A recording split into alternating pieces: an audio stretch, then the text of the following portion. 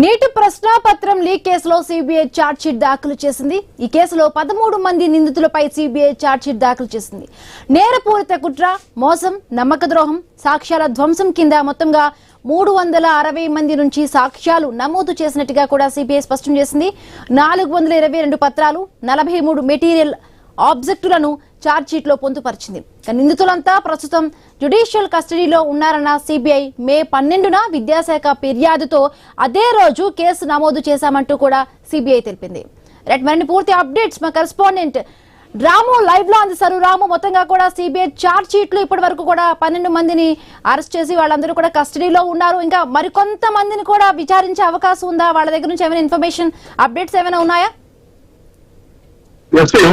దేశవ్యాప్తంగా సంచలనం సృష్టించిన నీట్ పరీక్ష పేపర్ లీకేజ్ అంశంపై సిబిఐ కోర్టు ఛార్జ్ షీట్ అయితే దాఖలు చేసింది. ఈ ఛార్జ్ షీట్ లో 13 మందిపై మనం చూసుకుంటే నేరపూరిత కుట్ర, మోసం, నమ్మక ద్రోహం, సాక్ష్యాలను ధ్వంసం చేసిన కింద అయితే ఈ కేసులను నమోదు చేయడం జరిగింది.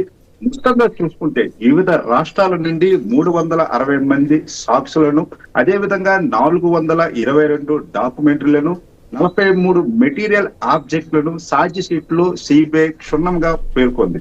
ఇంకొక ముఖ్య విషయం ఏంటంటే ఇప్పటికే నిందితులు 13 మంది కూడా జ్యుడిషియల్ రిమాండ్ లో ఉండడంతో దీనిని కూడా ప్రస్తావిస్తూ సిబిఐ ఛార్జ్ షీట్ లో పొందుపరిచింది. అయితే మే 12న విద్యాశాఖ నుంచి వచ్చిన ఫిర్యాదు మేరకు ఇంట్రాగేషన్ ప్రారంభించిన సిబిఐ వెంటనే 13 మందిని, వివిధ రాష్ట్రాలకు చెందిన 13 మందిపై కూడా కేసు నమోదు చేసింది.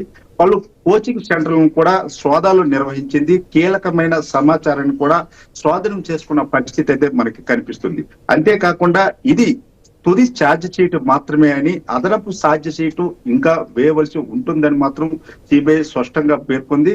అయితే ఇంకా దీని వెనక ఇంకా ఎంతమంది ఉన్నారు ఏంటి అది పెద్ద స్థాయిలో ఉన్న వ్యక్తులపై కూడా నిఘా ఉంచింది. వారి నుంచి కూడా ఆధారాలను అయితే సేకరిస్తుంది. మరొకసారి ఇంకొక ఛార్జ్ షీటు, అదనపు ఛార్జ్ షీటు వేసే అవకాశాలు కూడా స్పష్టంగా కనిపిస్తున్నవి. అయితే నీట్ ఎగ్జామ్ పేపర్ లీకేజ్ సంబంధించి ఏదైతే కొత్త చట్టం ఉందో ఈ చట్టాన్ని కూడా వీరిపై ప్రయోగించే అవకాశాలు అయితే స్పష్టంగా కనిపిస్తున్నవి. 2 నెలల్లో ఈ యొక్క కేసును ఫాస్ట్ ట్రాక్ కోర్టు ద్వారా ఇంట్రాగేషన్ చేపించి నిందితులను శిక్ష పడే అవకాశాలు కూడా స్పష్టంగా కనిపిస్తున్నవి. రైట్, అంటే ఇప్పటి వరకు కూడా అంటే ఇంకొక మరికొన్ని ఛార్జ్ షీట్లు కూడా దాఖలు చేస్తామని చెప్తున్నారు. బట్ ఇప్పుడు ఈ నేపథ్యంలో కూడా అంటే వాళ్ళ దగ్గర నుంచి ఏమైనా ఇన్ఫర్మేషన్ పరంగా కూడా ఏదైనా ఆ విధంగా కూడా పోలీసులు ఇంట్రాగేట్ చేస్తున్నారు. దానికి సంబంధించిన అప్డేట్స్ ఏమైనా ఉన్నాయా రాము? ప్రాథమిక దర్యాప్తులో భాగంగా నిందితులను ముందుగానే గుర్తించారు. 13 మందిని కూడా ముందుగానే గుర్తించారు. వారిని జ్యుడిషియల్ రిమాండ్ కూడా తరలించడం జరిగింది. అయితే స్పష్టంగా సిబిఐ కూడా ఇది తుది ఛార్జ్ షీట్ మాత్రం కాదు, అదనపు ఛార్జ్ షీటు ఇంకొకసారి వేయవలసి ఉంటుంది. దీనికి సంబంధించిన నిందితులను గుర్తించాము, సాక్ష్యాలను సేకరిస్తున్నాము. ఎందుకంటే ఛార్జ్ షీట్ వేసే ముందు స్పష్టమైన సాక్ష్యాలు ప్రొవైడ్ చేస్తే ఆ కేసు బలంగా ఉంటుంది. నేపథ్యంలో చాలా ప్రెస్టేజీగా కేసు ఇది. ఎందుకంటే కేంద్ర ప్రభుత్వాన్ని కుదిపేసిన కేసుకు సంబంధించి కాబట్టి ఏ చిన్న పొరపాటు కూడా జరగకుండా ముందు ఎవరైతే జ్యుడిషియల్ రిమాండ్ లో ఉన్నారో వాళ్ళకి సంబంధించిన రిమాండ్ కాల పరిమితి అయిపోతున్న నేపథ్యంలో సిబిఐ ఈ 13 మందిపై కూడా ఏదైతే 360 మంది సాక్షులను సంబంధించిన వారి యొక్క స్టేట్మెంట్ ను కూడా రికార్డ్ చేసి సిబిఐ అయితే కోర్టు ముందు హాజరుపరచడం జరిగింది. అయితే అదనపు ఛార్జ్ షీట్ సంబంధించి అయితే ఇంకా ఒక కొలిక్కి రాలేదు.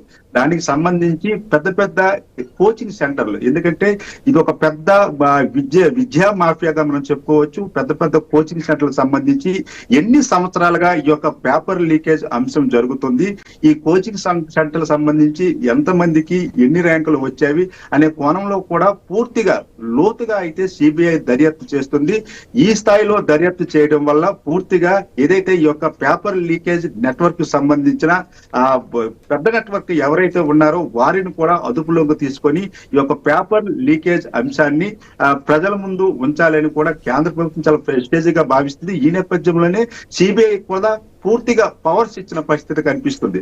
ఎందుకంటే ప్రధాని నరేంద్ర మోడీ కూడా ఈ పేపర్ లీకేజ్ అంశంలో ఎంత పెద్దవాళ్ళు ఇన్వాల్వ్మెంట్ ఉన్నా సరే విడిచిపెట్టే ప్రసక్తి లేదు.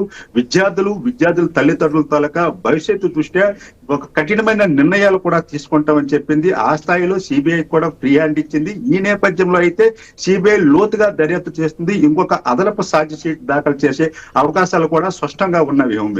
Right, thank you Ramu.